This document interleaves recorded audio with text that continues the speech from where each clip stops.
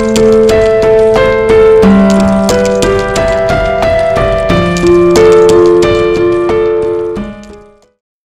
Morning बंधुरा केमन आछो सबाई आशा करी सबाई खूब भालो आछो आमिओ भालो आछि। आमार एक आकार स्वप्न चैनेले तोमादेरके अनेक स्वागत और भालोबासा जानिए आजकेर भिडियोटा शुरू करछि।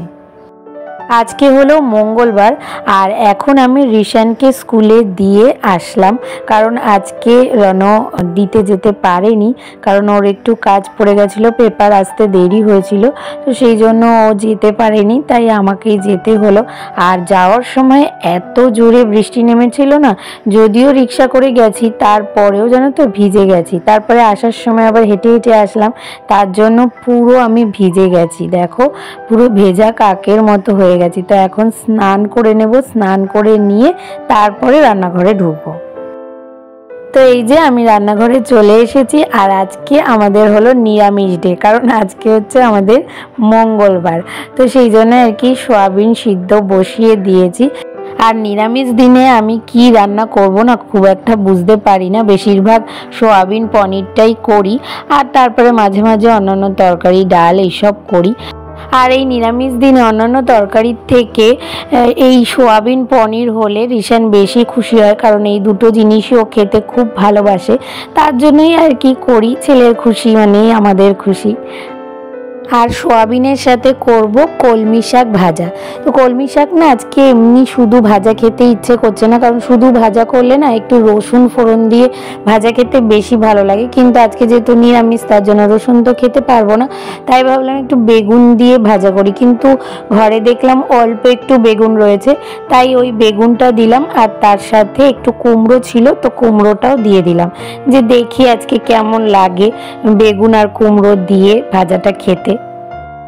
যে কোনো খাবারই দেখবে একঘেয়ে কোনো কিছুই ভালো লাগে না, একটু যদি অন্য রকম ঘুরিয়ে ফিরিয়ে করা যায় নিজের একটা রেসিপিও হয়ে যায় আর তার সাথে স্বাদটাও কিন্তু বেড়ে যায়। আর আমার এই কাঁচি দিয়ে লঙ্কা কাটা দেখলেই না আমার ননদের কথা মনে পড়ে কারণ আমি এটাও ওর থেকেই শিখেছি। আগে তো আমি ছুরি দিয়ে ফালি করে কাটতাম কিন্তু এখন এরকম কাঁচি দিয়ে কাটি, তাতে কি হয় বলো তো ওই লঙ্কাটা তোলার সময় যে হাতে একটা লঙ্কার ঝাল লেগে যায় না সেটা হয় না। তো যাই হোক ওইদিকে শাক ভাজাটা হয়ে গেল আর এখন সোয়াবিনটা বসিয়েছি।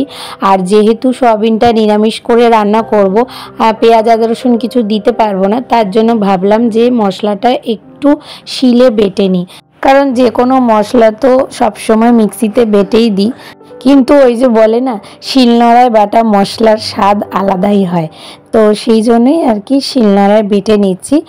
আর জিরেও দিয়ে দিলাম একটুখানি গোটা জিরে, যদিও একটু অসুবিধা হচ্ছিল ওই টমেটোগুলো বাটতে, তবে মোটামুটি হয়ে গেছে। আর এদিকে দেখো আমার সোয়াবিন রান্নাও কিন্তু হয়ে গেছে, এখন লাস্টে শুধু একটু গরম মশলা আর ঘি ছড়িয়ে দিয়ে নামিয়ে দেব।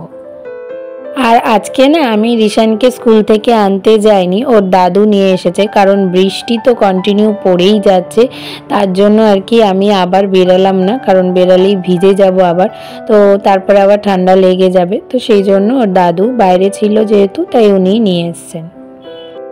আর আমার মনে হয় কি বলতো আজকে থেকেই বর্ষা শুরু হয়ে গেল, মানে আষাঢ় মাস কিন্তু বাংলার পড়ে গেছে আর বৃষ্টিও শুরু হয়ে গেছে। এই বৃষ্টি কবে যে থামবে তার কোনো ঠিক ঠিকানা নেই।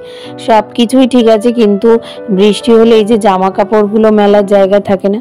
তো যাই হোক আমার একটা দিকে বাঁচোয়া সেটা হলো আমার এই স্ট্যান্ডটা আছে, তো সেই জন্য না অনেকগুলো জামা কাপড়ের মধ্যে মেলতে পারি।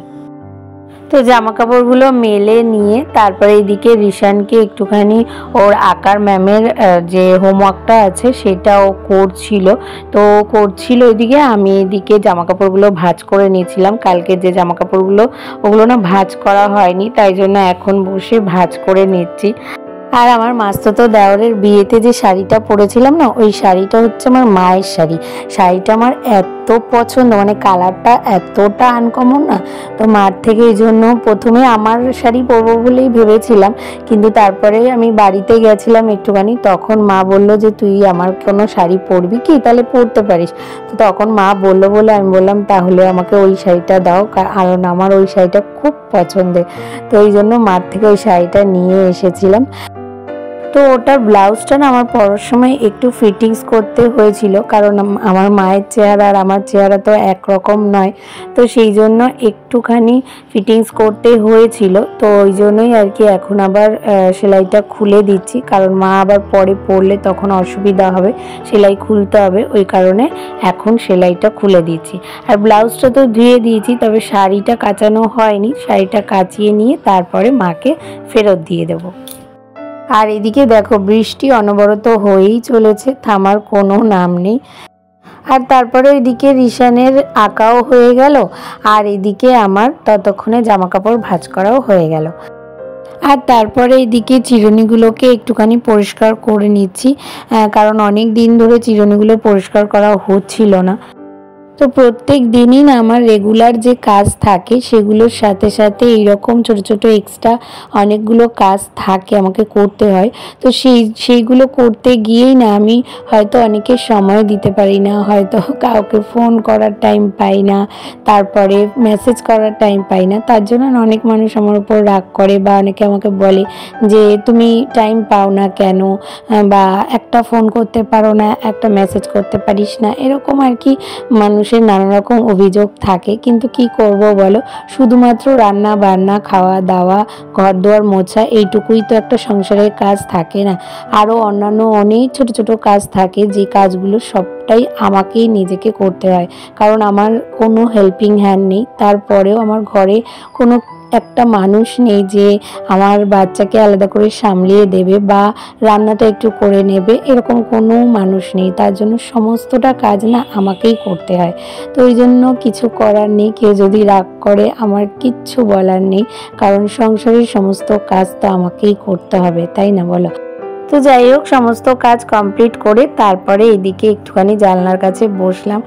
আর এইরকম কন্টিনিউ বৃষ্টি হতে থাকলে না আমার কেমন যেন মনটা খারাপ লাগে, মনে হয় কি কোনো কাজ করতে ইচ্ছা করে না। ছোটবেলা তো এরকম হতো, মনে হয় কি পড়তে বসতে ইচ্ছা করতো না, স্কুলে যেতে ইচ্ছা করতো না, এরকম হতো, মনে হয় কি সারা দিনটা শুয়ে বসে কাটিয়ে দিই। তাহলে আজকের ভিডিওটা তোমাদের কেমন লাগলো? ভালো লাগলে একটা লাইক, কমেন্ট, শেয়ার আর সাবস্ক্রাইব করে পাশে থেকো, আর নোটিফিকেশন বেলটাকে অবশ্যই অন করে অল করে রেখো। তাহলে দেখা হচ্ছে নতুন একটা ভিডিওর সাথে। ততক্ষণের জন্য তোমরা সবাই খুব ভালো থেকো, সুস্থ থেকো আর অনেক অনেক স্বপ্ন দেখতে থাকো।